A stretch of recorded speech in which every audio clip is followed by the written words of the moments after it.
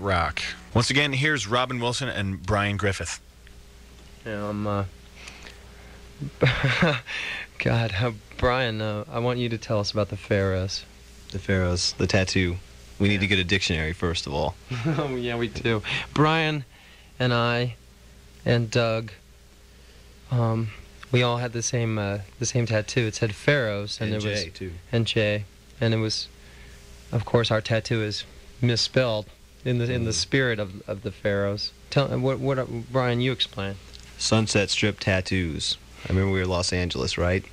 You got yours there, didn't you? I got my tattoo in Los Angeles when we were there on the Up and Crumbling tour when Doug was still in the group, and I had to get it in the exact same place that you and Doug had got yours like 6 months earlier. That's right, and I remember the Tempe Bridge, the Ash Bridge, pissing off the bridge. Yeah. Leather Night. So what are the Pharaohs? That's the that's the question that the folks want to know, Brian. What are the Pharaohs? We're a drinking gang from South Tempe. Mm-hmm. That's where we were formed at a Burger King, straight out of Tempe. People ask me when we were on a tour and stuff, you know, what is the Pharaohs? What does your tattoo mean? And I'd say, well, it's a bunch of skinny musicians from Tempe, and we all thought we'd feel tough if we got the same tattoo. It was right around the colors craze. Yeah. I want to play a song here that when in 1989. The Gin Blossoms went to Tucson with Rich Hopkins of the Sidewinders, and we recorded our first record, Dusted, and it took us about 6 days, and it was pretty screwed up, man, because Rich Hopkins right off the bat said, "I don't want any drinking. I don't want any drinking in the studio."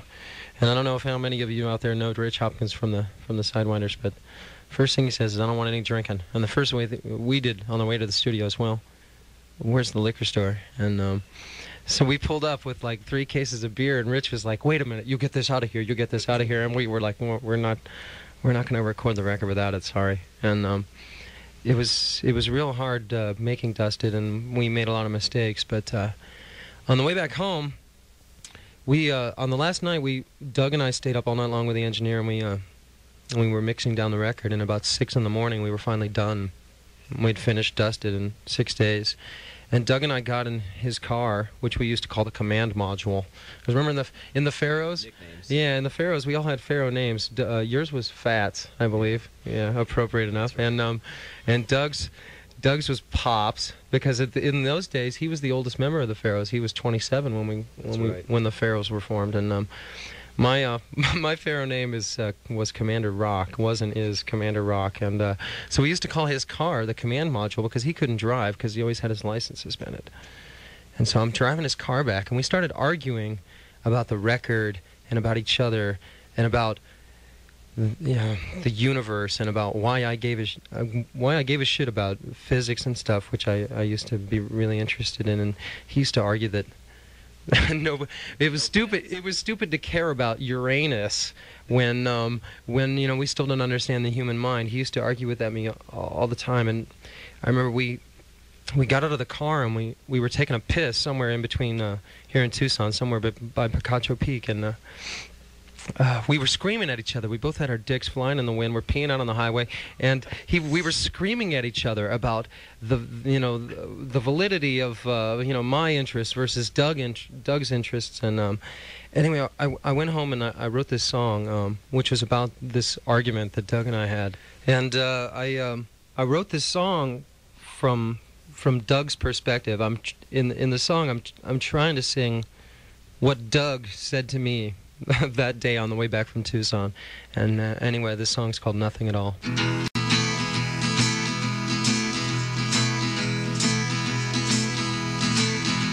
Well, I'll get drunk and you can drive. It seems more than a week and my head's gone by. I often wonder inside your head, but I wonder if it's worth the try. I believe in nothing at all, and nothing is enough for me. 'Cause in the silent grave of an empty head,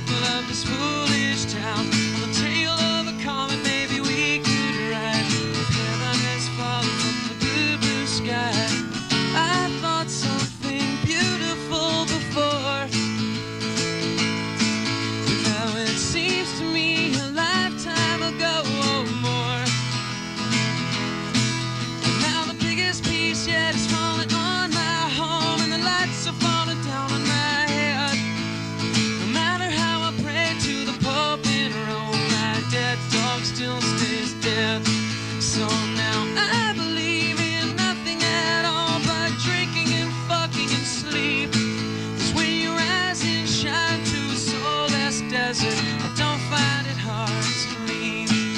That the blue sky is falling down on the heads of the people of this foolish town. On the tail of a comet maybe we could ride. If heaven is falling from the blue, blue sky, the blue sky is falling down on the heads of the people of this foolish town. The sky is open and I don't know why. If heaven is falling from the blue, blue sky.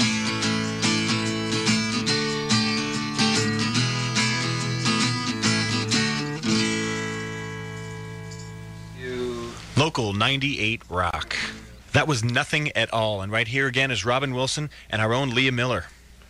Hi, Leah. Hi, Robin. You know, one of the first memories I have of you and Douglas were coming into the college radio station. We used to come in there. We were on KASR long before we ever got on any other radio station. I think we were the first radio station to play you guys. You've got that. And I might have been the first person to ever interview you guys, which is quite a chore the many times that I've had the opportunity. And Doug was always so difficult to do an interview the first with. time he left, middle of the interview, which shocked me because I didn't really know him very well at the time, so I didn't understand. But by the time you guys came back for the next interview, which we're going to hear a piece of, I knew a little bit more. I understood a little bit more about Douglas. And yeah, we always had a lot of trouble doing interviews with Doug because he had very little patience for a lot of things. I think I eased him into it after a while, but you know, I don't know if you remember, Robin, this day that you came in and did this interview, you and Douglas were driving up to Flagstaff, and that's when Wondering Where Those Bastards Are was written. No kidding. Yeah, it was. And that was the same day that PC over there in the corner. You can't get away, PC. That was the same day PC came up to Flagstaff, and PC was actually there before the rest of the band. Doug and I were waiting around. We split a Coke that night, didn't we? No, I think we snorted Coke that night. We did. And I remember it was a really dreadful show that we did up in Flagstaff. And that was the same day that we did this interview? It was the very same day. You guys, that's why you were separate driving up there. Because you had come into KASR to do this interview, which was to be used for the dreaded Snickers New Music Search, and I'm really glad you still talked to me after it happened. But the godforsaken Snickers New Music Search. What happened was we weren't even informed. Leah here, when she was still working at Bill gave the okay. Bill did? Yeah. Well, I'll get on him later, but I always thought it was you. We had just released Dusted, and the next thing we know, we're in the finals of the Snickers New Music Search, which we never asked to be in, which I guess you submitted us for. Bill gave the okay to we're putting this on Bill. Well, we're going to have to blame the Snickers New Music Search on Bill then. And we did this interview with Leah there at KASR, and it ended up getting edited down and added on to this like 1 hour show that they played on college radio stations across the country. And it was the Snickers New Music Search. So out of like 5,000 bands, the Gin Blossoms, we made it to like second place. We were no. I heard we were fourth place in the Snickers New Music Search. But I would like to point out that none of those bands have gone on to get a recording contract. But we did that thing that. I'm sorry. Anyway, we did this interview, and this is the segment of the Snickers New Music Search interview in which Doug is explaining why he wrote "Found Out About You." It was